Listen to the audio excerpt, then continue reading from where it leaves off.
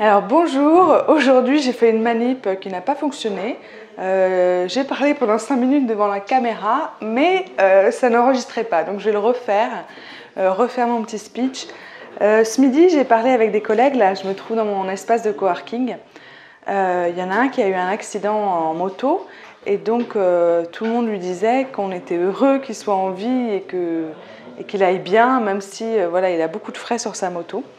Et ça m'a fait venir aussi le conseil de savoir qu'est-ce qui est vraiment important, comment rendre grâce à la vie chaque jour, donc être connecté à soi, à ses envies, à ce qui nous fait pétiller dans la vie, donc vivre l'instant présent, et également pouvoir avancer, pouvoir avoir des projets qui vous tiennent à cœur.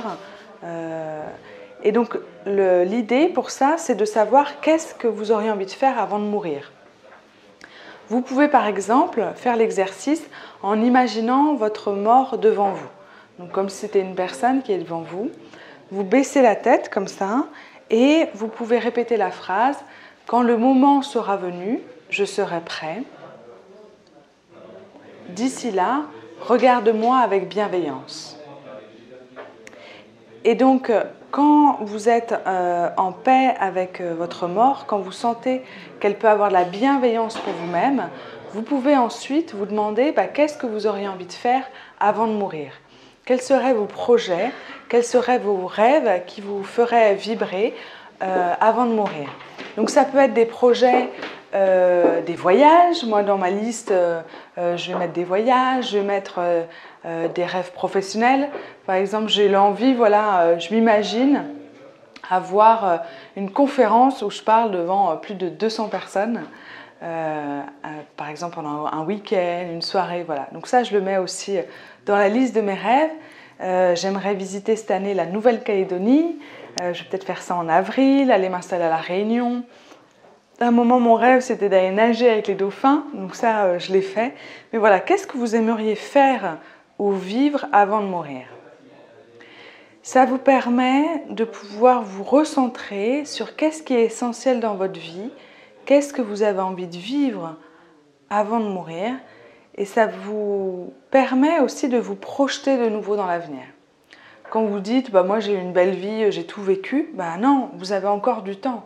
Si vous n'êtes pas mort aujourd'hui, si vous avez eu des accidents, qu'ils soient graves ou non, et que vous avez échappé à la mort, que votre vie a continué après ces accidents-là, rendez grâce chaque jour et demandez-vous « qu'est-ce que j'aurais envie de vivre avant de mourir ?»